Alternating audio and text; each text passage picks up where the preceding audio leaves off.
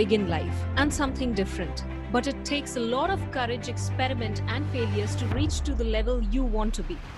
Starting with a simple blog, changing numerous jobs, failing in 7 to 8 businesses, going into a debt of rupees 20 lakhs rupees, did not stop this human being to become one of the famous Indian influencers with earning rupees 1 crore in a month, having 3 lakh active subscribers, having one of the biggest FB group of more than 1,80,000 people, and also he's the author of the book Edge of Sanity, having more than 130 plus 5-star reviews on Amazon. He is not just helping other people to grow in the digital world, but intensifying humanity to his best possible extent. He is none other than Deepak Kanakaraju, or famously known as Digital Deepak. So welcome, Deepak, to my podcast, Intensify Humanity. And I'm really excited to have a discussion with you here. Thanks a lot, Som. I'm glad to be in this podcast, along with other great personalities that you have interviewed. So I'm looking forward to this interview. Thank you, Deepak. So my first question to you is, could you share a bit about your journey from the motorcycle blog and then, becoming the Digital Deepak? Okay. So the motorcycle blog started in 2008, and little while back, like in 2004, I joined civil engineering. And I've always been this, not necessarily a backbencher, but I've always been a little bit lazy in school, a little bit lazy in college. And for me, it is very difficult to put effort in something unless I'm like able to see what is going to be the result of that effort. So I didn't think that I was going to perform very well in life. My parents didn't think that. So my dad was like, okay, this guy might not really, go to a job and work hard or anything. So let me, suggest that he join my business. So he was into constructions, and he has a construction company. Right now, it's not very active, but at that time, that's what he was doing. So I joined civil engineering. So 4 years in civil engineering, kind of just chilled out in college, didn't do much. And then I went ahead and, started a motorcycle blog after I graduated from my civil engineering degree. And that was because, I didn't get a job in civil engineering, and my dad's construction business was not very big that I would actually get busy in it. So I graduated from civil engineering, but I also had a placement offer from an IT company. That's what happens, right? All the mechanical engineers, civil engineers, they still join IT companies. So it was 2008 and it was recession. So they gave an offer letter, but they did not call me until 2009. So I had like a 1 year break, and nobody was asking me anything because obviously I have an offer letter. So I would eventually join. So it was like a good break. And that's what, that's one of the best thing that has ever happened to me. And I still feel like, taking a break is, going to be one of the best things to, start something new, because when your mind is blank and when you have a lot of empty space, you go and start something, right? And something that is related to your passion. So motorcycling is my passion. It still is. And I started a blog about motorcycling called bikeadvice.in. So that started in 2008. I ran it until 2012. Started as a hobby blog. By 2012, it was getting more than 1 million page views a month. And it became like India's #1 motorcycle blog at that time. And then I discovered that, hey, you can't really grow a business using display advertising as a revenue model, and I need to pivot. So I sold the blog, and that's also one more thing I do. It's like creative destruction. If I don't really see a very good future in it, then I destroy whatever I've built. So everybody was like, you have a blog, you are making 1 or 2 lakhs a month from it.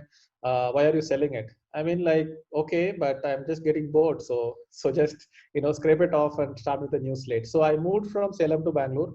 I started working in different companies just to learn. And in whichever company, once the learning kind of hits a saturation, I would quit, try to start something new, and then again I would join another company. So this kind of went on for a while until 2016, and 2016 is when I started my courses business. So I created a course on Google Ads, and that's where the journey started again. And now I find myself, as the digital marketing guru in India. I know like guru has a very negative connotation to it nowadays, but it's just that I've continuously been reinvesting whatever I've been earning back into the business, and it has like compounded really fast. And I might be doing this for quite some time because the momentum is good. But at the same time, who knows? I might just scrape off everything and start something brand new in some other field. So only time has to tell. Okay, that's an interesting journey. So, why the name Digital Deepak? Okay. So actually, a lot of people think that Digital Deepak is named as Digital Deepak because he's into digital marketing and that's his niche. But the story behind Digital Deepak is that it's more like whatever people see online, the blog and everything. It's like the digital version of me. Like right now there might be people who are watching my videos on YouTube.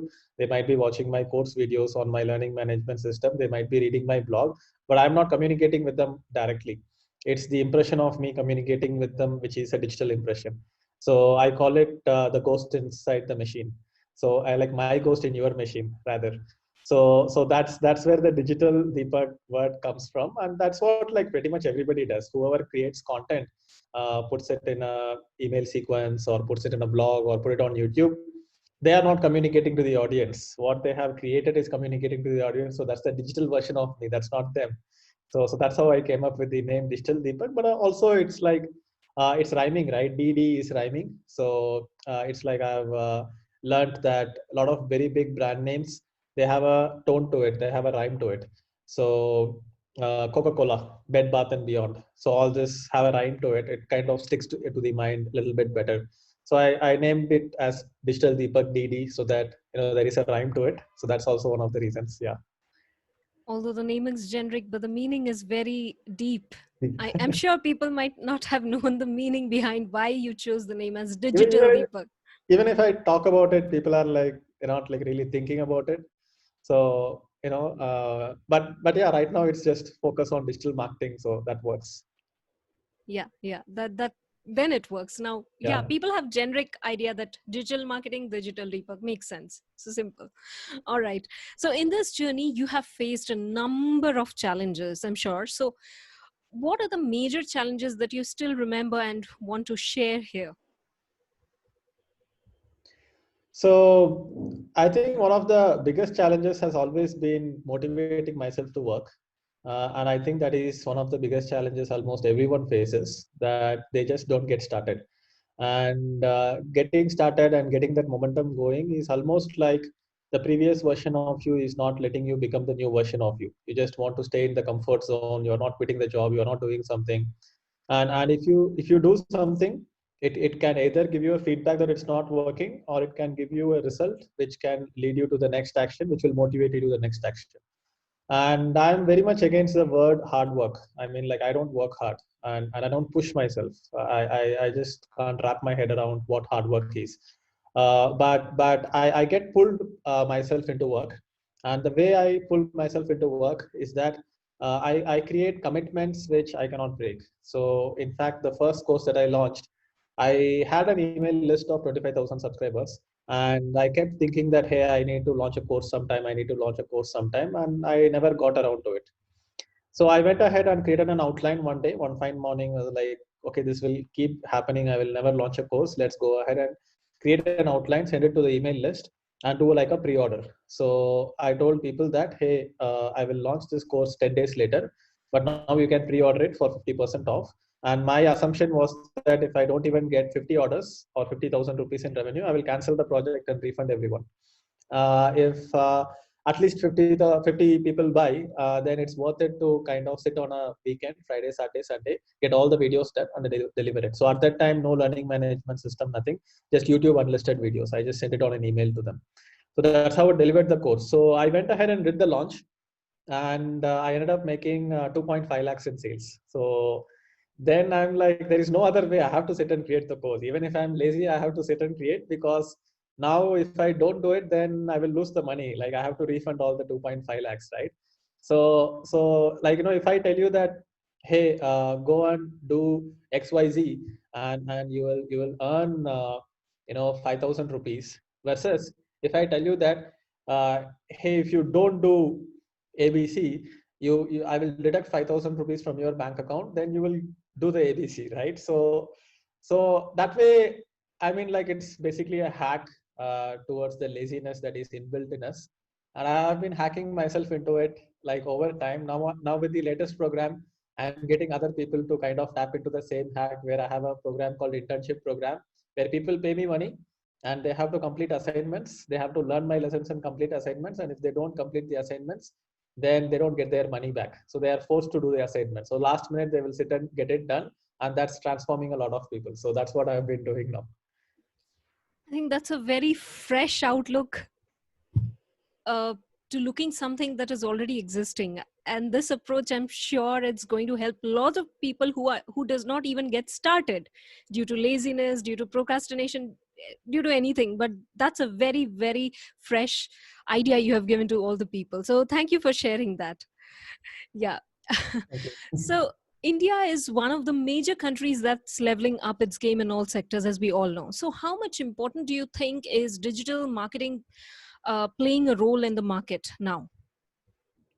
So I would say that it's more about marketing and less about digital marketing.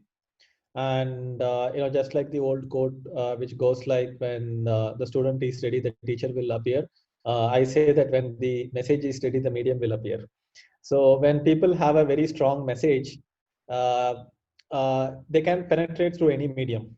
People now talk about organic marketing, paid marketing, and then they say that Google Ads is costly, Facebook Ads is costly. Why is it costly? Because your message is not giving an ROI. If the message is so strong that it reaches the consumers and then they are ready to pay for what you are providing, then the medium will kind of pave its way pave its way by itself, right? So it's like, in a crowded market, if the king's chariot arrives, no matter how much it is crowded, it will still make way for the king. People just make way for it. So I feel like, digital marketing is very misunderstood in the market, and people think that it's more about the techniques than about the message. So it's more like, people think it's more about digital than about marketing, but I would always say it's more about marketing than about digital. So that's what digital marketing means. And marketing is never going away, so digital marketing will never go away. Digital marketing is just like marketing 2.0. It's like a upgraded version of marketing. And a lot of people think that, hey, I have a product, I have a service, and I need to know digital marketing, or I need a digital marketing agency, or I need an influencer to do a shout out, then I will start making sales. But it's not like that. The biggest challenge is still the fundamentals of business, some fundamentals of value creation, where you have a product that solves a direct need in the market, and there is a very good product market fit, and you understand the customer very well. And then, my ads are like pretty much inefficient. I could do a lot more efficiency with my ads, but like it takes time. I will eventually get around to it, but I'm like spending around 20 lakhs a month on ads, and I'm getting the ROI anyway, because my offering is so strong, and I have done like a lot of surveys. I have understood the market a lot, which again takes a lot of effort, where you talk to customers, you understand the market, you do surveys, you do research and everything, which is what people don't do. They think that they have a nice product and people would just knock their doors and they would want it. So a lot of techniques are there: Facebook ads, Google ads, email marketing, content marketing, SEO, copywriting. It's very easy to kind of get dissolved in that. And it's ironic that I say that because that's what I'm teaching. That's the courses that I'm selling. But I would still say that just because you learn all these techniques, that does not mean that you can actually start making profits and penetrate the market. Yeah, that's a very good point you've highlighted. And talking about values, I have seen you producing first a lot of values to your audience in the group or through your mails or anything, unlike other digital marketers who are just talking about, do this, do that, or something. So you add value not only in terms of digital marketing, but around other aspects of life as well. So how is it? Like, why do you think how much do you think the value addition is so important, especially in this age? And why should people focus on more value addition than just, you know, pressing the record button and just going on and on and on with their Uh, messaging? So the way I create value obviously starts with the business basics, where it's like a principle of reciprocation, where you give something and then you get something back. So you first add value and then you ask them for a payment. So that is like the fundamentals of that. But I also look at value creation in a way that it's like a funnel, where you start with small value creation and then you slowly scale up the amount of value that you create for your audience. So the way I look at it is like, if you are going from, let's say, Mumbai to Bangalore, and the destination is set that you want to eventually get to Bangalore, but you really don't know what are the turns that you will take while you are going there, and you really don't know the entire path in front of you. You just can see the 100 meters in front of you, because let's say you are traveling in the night, you can just see 100 meters in front of you. So you keep adjusting. So the way I look at it is that to get that product market fit really perfectly aligned, you need to kind of create this micro value. You can write blog posts, you can put a YouTube video, you can post polls on the group, you can make like some quotes, you can ask questions. I keep asking questions, I keep doing polls. I mean, like, if you look at my group and if you look at my Telegram channel, it's full of polls. Like, for example, I know that the majority of my audience, I know what is the amount of money they want to first start making. They want to start making 1 lakh a month. So this kind of information I keep getting back, and then I would, even if I'm writing an email copy or I'm writing a sales page copy, I would say that learning digital marketing can take you to earning 1 lakh a month, so that the message resonates. So I give a lot of importance to that market message resonance, that you are saying something and people are listening. Otherwise it just becomes noise, people are ignoring you. And there is no way to kind of get a feedback from the market unless you are creating value. So for me, value creation is more like market discovery, because a lot of people sit and create a lot of content and then put it out there, and then it's not working. So instead of getting, like, asking people for their money first, if people are not even paying attention to you, they are not going to pay money to you. So value creation is that first I get their attention, and then they are paying me the attention. That's why it's called paying attention, because attention is a limited resource, right? So first get them to pay attention, and then get them to pay a little bit of money, and then get them to pay a lot of money, and then for everything, like, there has to be a transaction. They are paying their time, I'm still giving something of value which is a little bit worth more than their time, which is not like a clickbait where they came and spent 5 minutes watching my video and they felt like 5 minutes of their life has been wasted. If they have came and spent 5 minutes watching my video or 10 minutes reading my blog, they should feel that, that amount of attention was worth it. That's when they would feel like, okay, I will pay 1,000 rupees for this course and that will be worth it. Right. So what 3 things you would like to tell to the people who want to build their career in this field? Okay, so I would say that, definitely start with learning, because learning is something people think that, I will just get done with college learning and then I will not learn anymore.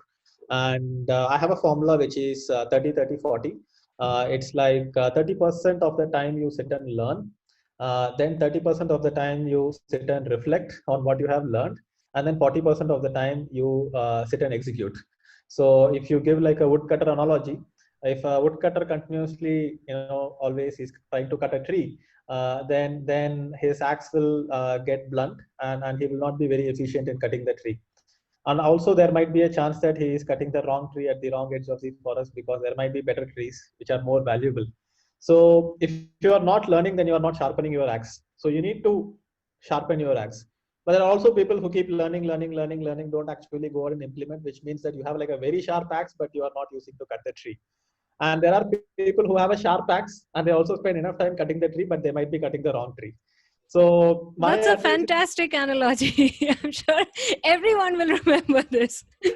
yeah, so I have written a blog post about it as well. So 30-30-40. So 30% of the time you learn, and then you upgrade yourself. So this is like every day. So every day I assume that you have like 10 hours in a day, like working time, apart from sleeping and getting taking care of yourself and family duties and everything. So if 10 hours is the working time, like let's say, morning 9 to evening 7 or something like that, then 3 hours you learn. I mean, like, that might seem like a lot, but I would recommend that people learn for at least 1 hour a day. But they should take it to like 3 hours a day, and then remaining 3 hours you just chill out. I mean, like, you just keep your mind blank, you listen to music, walk around, maybe go to a park, and just breathe, or maybe play with your pet. And only when you kind of take away your noise from the surface of your mind, your subconscious mind will be able to push ideas to your conscious mind, right? And then you can just do 4 hours of very very concentrated work, and this can be even split into 2 hours in the morning, 2 hours in the evening. But anyone who says that they have done like more than 4 hours of work a day actually has only done productive work of 4 hours. Like, switch off your mobile phones, don't, touch anything, don't get distracted, lock your room and just do deep work. So I read this book called Deep Work by Carl Newport, and that has kind of changed my life. So all the content that I create, which is like super high quality, is because that, I spend that time in very concentrated, non-distractive environment. And I don't spend much time on Facebook. I post on Facebook. I don't go through others' feeds much. I'm like a producer on social media, not like a consumer. And then I don't watch much Netflix. I don't take much vacations because people feel like they are working like 10 hours a day and they are getting burnt out, and then they need to take a vacation. For me, every day 3 hours is a vacation because I'm just chilling out, and I'm living in a farmhouse right now, so it feels like living in a resort. So I think if you do this day in, day out, day in, day out, and then slowly things starts getting compounding, and once the compounded results start showing, that's when it will come all of a sudden. That's what I have realized. Obviously, it took time to get this clarity because there was a time where I was just working, slogging, not sleeping well, sleeping like 5 hours a day, and I just burnt myself out. It did not work, and I was just wasting my time, ruining my health, not spending time with family. So you can't sustain that because this is a marathon. This is not a sprint, and you can't sprint for like 20 years. You have to run a marathon, and only in the 10th year, 20th year, 30th year, the millions of dollars or the billions of dollars will start coming.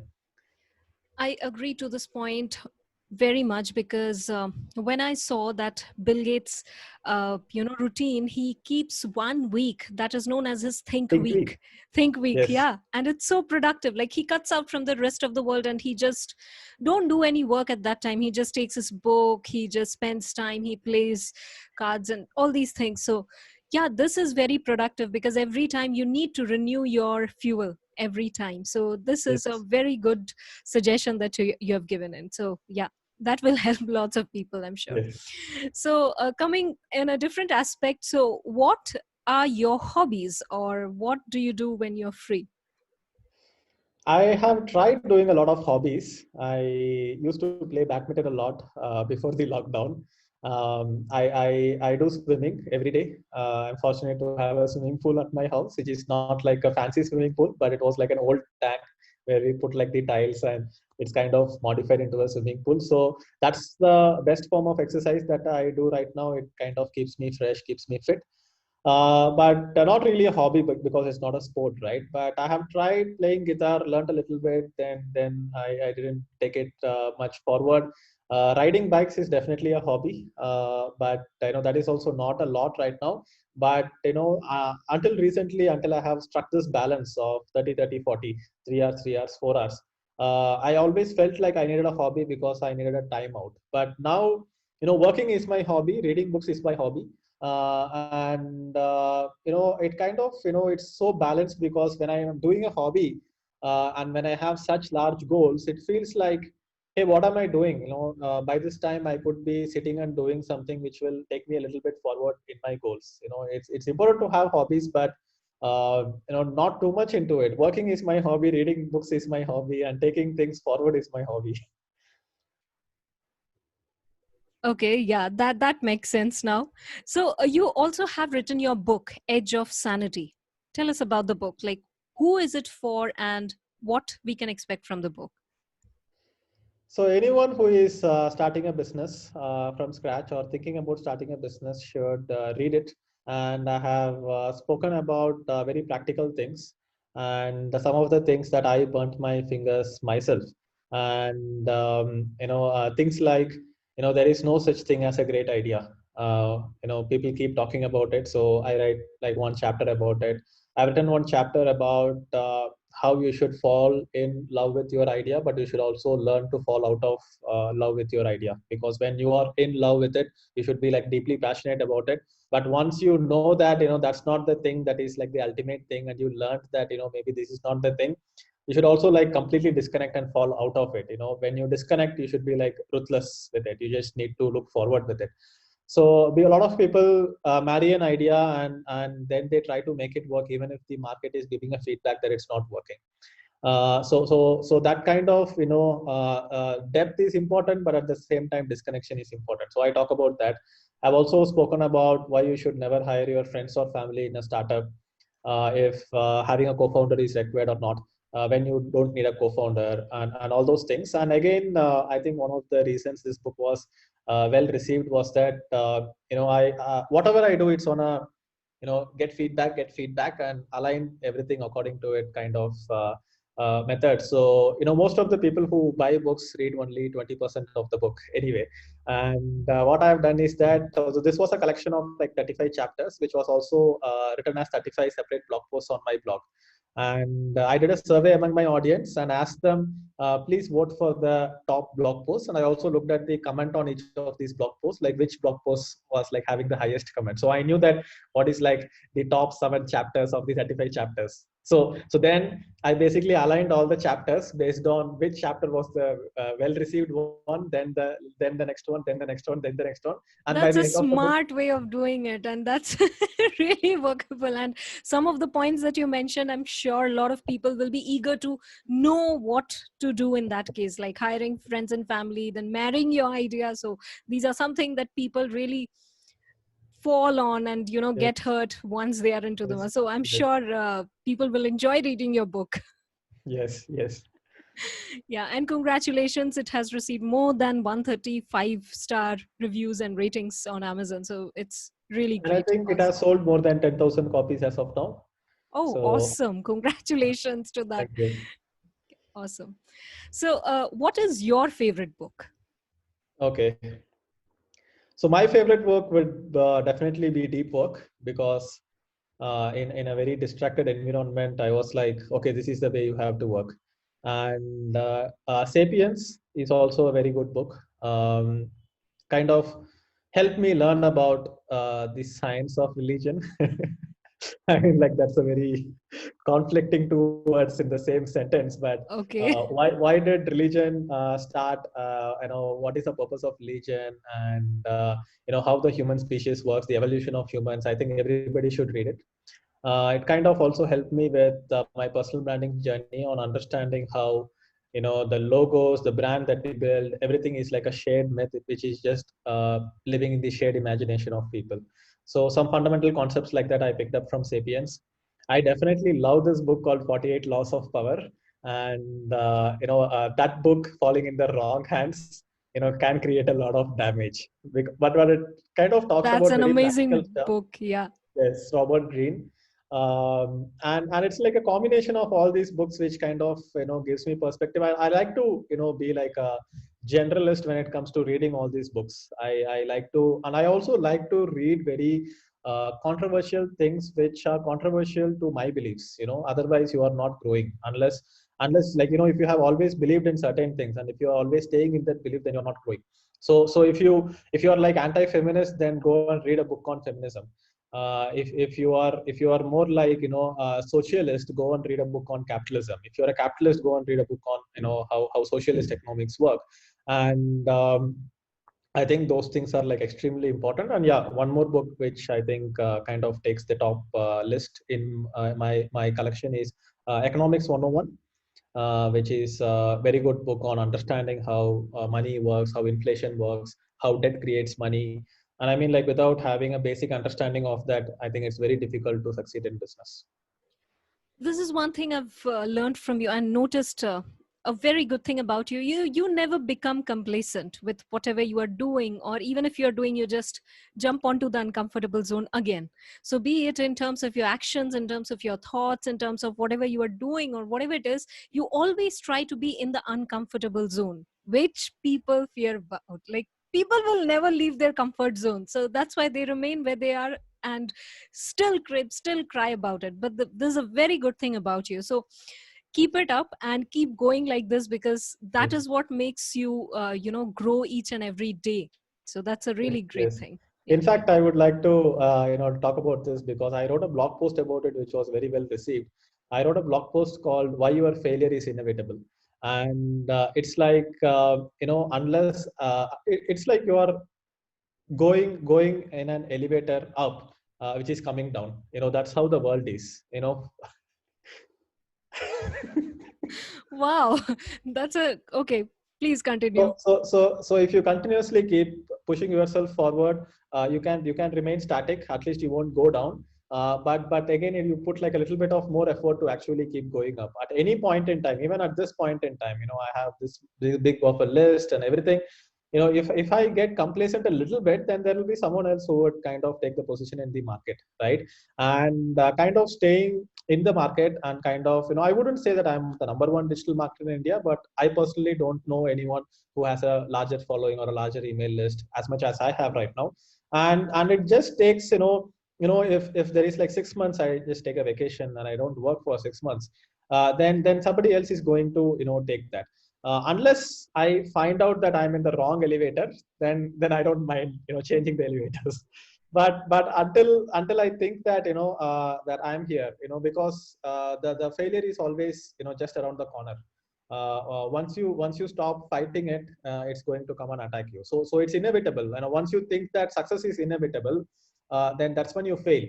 If you think that success is inevitable, you will fail. But if you think that failure is inevitable, then you will succeed. So with still whatever success that I want to achieve, being this very mathematical analytical guy that I am, that doesn't mean that I performed well in mathematics in school or college, but now it makes sense because it's like analytics, it's like numbers, probability theory. I take that very seriously.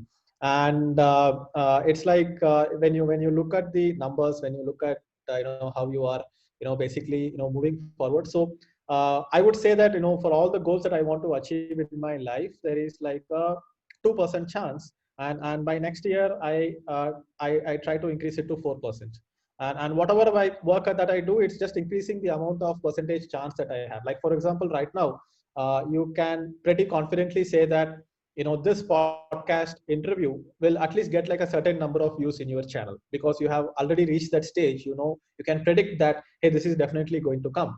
And then if you want, like, let's say 10,000 views, if you want 100,000 views, when are you going to get it? And how are you going to increase the percentage chance or the percentage probability that you are going to get there? Is the way I look at chance, and the way I look at the work, right? Because you are so it's like you are tossing a coin, and there is a 50-50 chance that the coin will either go heads or tails. But imagine that the coin has a mind of its own, and the coin can flex a little bit. If the coin has life and it wants to fall on heads, and it's going to try as hard as possible to come up with heads instead of tails, then it's not even 50% probability, right? So people keep saying 9 out of 10 businesses fail. If you start a business, it's risky. But I'm not playing roulette here. I'm not playing like a game of chance here. I'm doing something where the odds is something that I can control. So how much of it I can control, and with time, with experience, with the amount of resources I have, I can control it more and more. So let's say I would say, a coin, which if I was the coin, if I want to become heads, and if I had like wings, which I can, like, kind of redirect myself while someone is tossing the coin, and if I can say that, hey, 90% of the time I can land on heads, that's who you are, right? People think of your success as a chance, but your success is not a chance. There is you can try to bring the odds towards you. You are not against the odds, and over time you have to work towards it. If you don't work towards it, see, everything is something that you can design. Your future is something you can design, and unless people take that accountability, unless they think that, hey, this is me, and yes, there will be external forces, which is like that 10% chance, which is beyond your control. But instead of having like a 50-50 chance of success or failure, at least you can take it to like 80-20, right? So people don't take that accountability, and I'm like very serious in taking that accountability. And I used to play the blame game a lot. I used to blame my parents, blame the people around me for everything. But end of the day, it's your decision, and that's the way I think, at least right now. Yeah. That's really powerful. And thanks for sharing that, because it all boils down to the choices you make and Yes. taking extreme ownership, Yes. right? So that's a very powerful thing you've shared. Definitely. Yeah. So my next question is, if not a digital marketer, then what would Deepak Kanakaraju be? Quantum physicist. Quantum physicist. Oh my God. I've never heard anyone answer that like that, as a quantum physicist. Okay. Any specific reason? I don't know. I've always been very, warped by quantum mechanics and quantum physics. I still have learned about it a little bit. about the dual nature of states. I mean, the dual nature of particles. Schrodinger's cat, where the cat exists in dual states before the box is open, and those things fascinate me a lot. And I think eventually, if science and religions have to become one, it will be through quantum mechanics. So if I had all the time in the world, like for example, if I can just pause this moment and walk around and do anything I want, and then come back and resume this moment, I would probably take 10 years in doing some research in quantum mechanics and quantum physics. That's really interesting. And that's really highly interesting and makes sense as well. So, yeah, I hope one day you do that. Thank you. Looking forward to that. All right, great. So, how can our listeners connect with you? So they can visit digitaldeepak.com, and I have a free digital marketing course. They can visit learndigitalmarketing.com. And people who are interested in learning from me or getting mentored from me can check out my internship program. So they can just Google Digital Deepak internship program, and people would get to know about what I do with the training and mentorship side of things. Awesome. So, I'll also put the links below this episode so you can go ahead and check those in detail. All right. Sure. So, Yeah. now fill in the blanks, okay? You are who you are because of Reading books, reading books. Okay, fine. Next. One thing you will always do to intensify humanity is inspire people. inspire people. All right, awesome. So, Deepak, thank you so much. I enjoyed listening to you, enjoyed talking to you, and you really shelled some bombs related to how people should think and take their life into a different direction. So, I wish you all the best in whatever endeavors and whatever challenges you take up, and bring in new things in the marketplace and for the people as well, and keep inspiring humanity like this. So thank you for sharing all these things, and all the best for your journey. So thank you for coming to my podcast as well. Thank you. Thank you.